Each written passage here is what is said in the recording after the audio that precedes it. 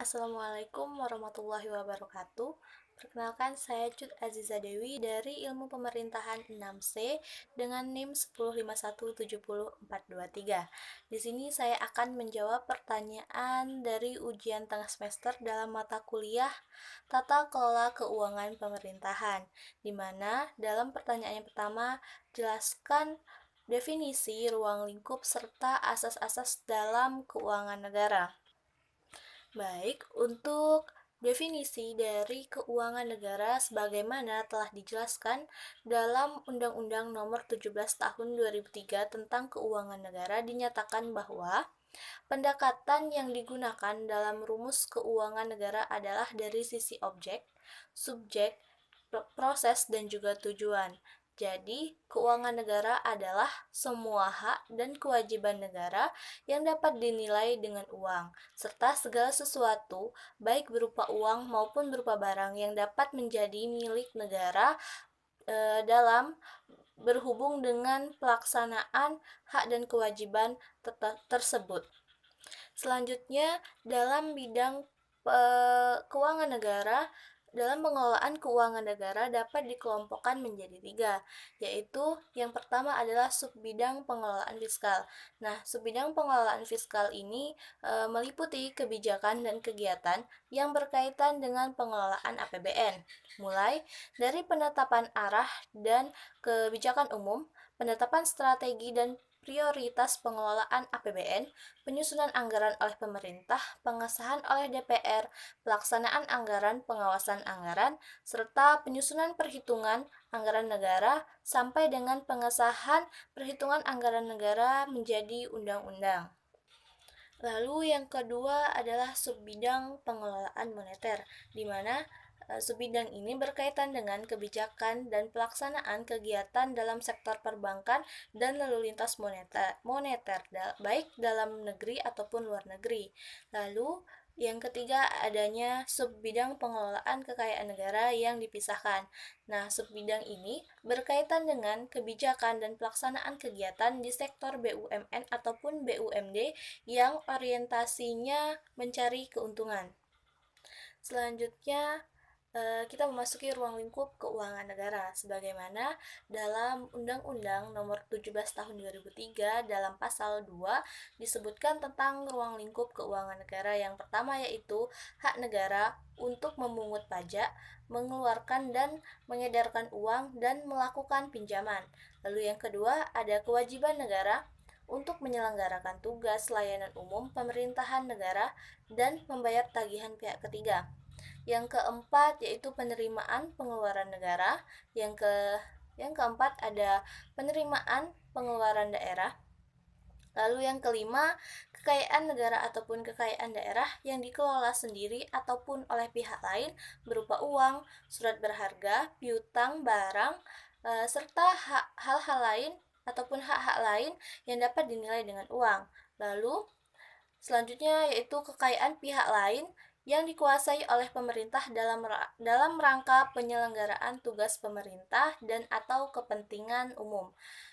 Yang selanjutnya yaitu kekayaan pihak lain yang diperoleh dengan menggunakan fasilitas yang diberikan oleh pemerintah.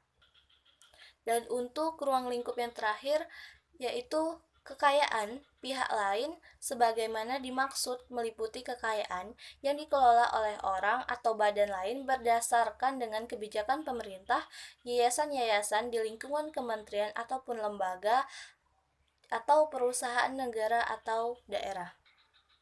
Lalu, pembahasan selanjutnya adalah mengenai asas-asas yang terdapat dalam keuangan negara. Nah, asas dalam keuangan negara ini yang pertama yaitu adanya asas tahunan, di mana asas ini memberikan persyaratan bahwa anggaran negara itu dibuat secara tahunan berdasarkan dengan persetujuan legislatif ataupun persetujuan DPR.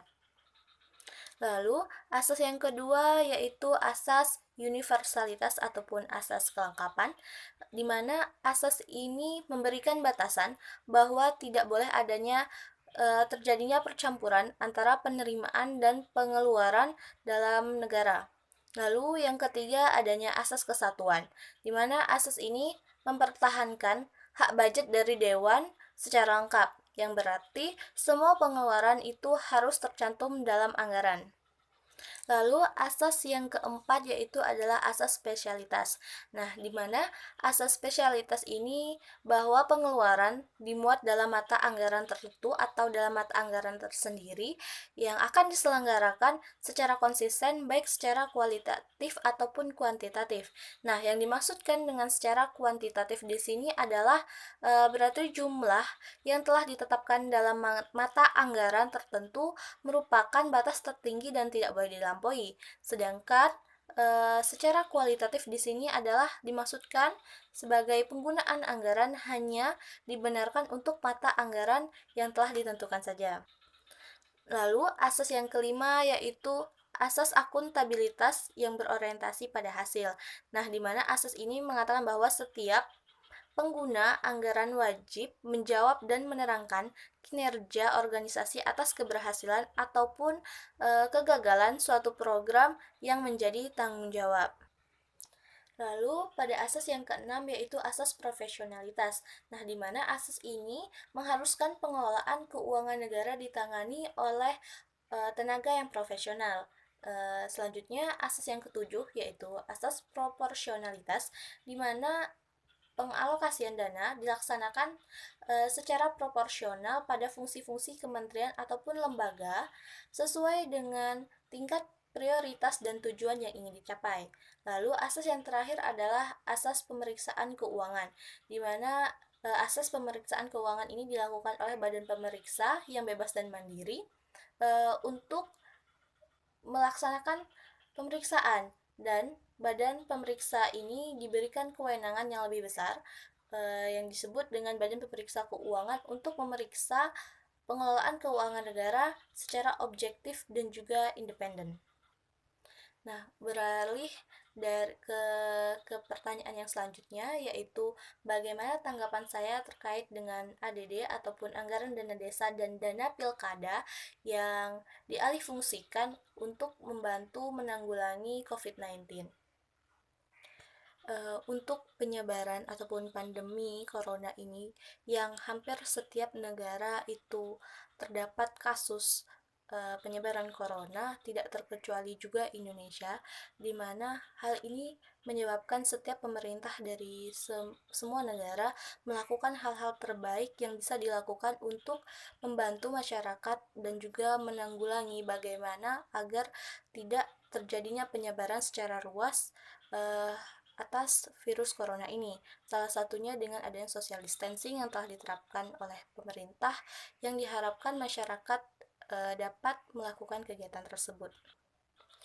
Nah, pemerintah Indonesia memiliki beberapa langkah ataupun beberapa hal yang dilakukan untuk membantu menanggulangi terjadinya penyebaran wabah virus corona ini, dengan salah satu halnya yaitu penggunaan anggaran dana desa dan juga dana pilkada yang sekarang dialihfungsikan untuk membantu menangani COVID-19, yang seharusnya dana tersebut digunakan untuk pemajuan ataupun pelayanan kepada masyarakat desa dan juga kepada anggaran dana pilkada yang digunakan untuk acara pilkada pada tahun 2020 ini.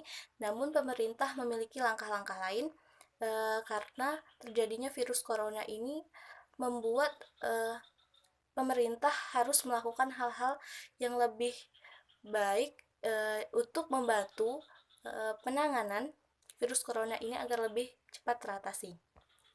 Jadi, menurut saya pribadi, hal tersebut sah-sah saja untuk dilakukan oleh pemerintah karena pemerintah pusat memiliki hak dan wewenang di mana untuk mengambil keputusan pada saat kegentingan memaksa ataupun pada saat-saat darurat. Nah, hal ini diperkuat dengan adanya undang-undang yang telah dibuat oleh pemerintah Indonesia dalam Undang-Undang Nomor 1 Tahun 2020 tentang Kebijakan Keuangan Negara dan Stabilitas Sistem Keuangan untuk Penanganan Pandemi Corona. Dan sumber dana yang digunakan untuk membantu dalam penanganan COVID-19 ini sudah dijelaskan dalam undang-undang tersebut, yaitu yang bersumber dari yang pertama adanya sisa anggaran lebih, yang kedua dana abadi dan akumulasi dana abadi pendidikan, yang kedua dana yang dikuasai negara yang dengan kriteria tertentu, yang ketiga yaitu dana yang dikelola oleh Badan Layanan Umum, dan yang terakhir dana yang berasal dari pengurangan penyertaan modal negara pada BUMN. Baik, sekian jawaban dan pendapat saya terkait dengan soal UTS dalam mata kuliah Tata Kelola Keuangan Pemerintahan. Pesan saya yang terakhir untuk teman-teman semua, jangan lupa jaga kesehatan, jaga kebersihan, selalu rajin cuci tangan, dan bila teman-teman diharuskan untuk keluar rumah, tetap berlakukanlah social distancing. Hmm, jangan lupa berdoa, semoga kita semua baik-baik saja. Sekian dari saya. Wassalamualaikum warahmatullahi wabarakatuh.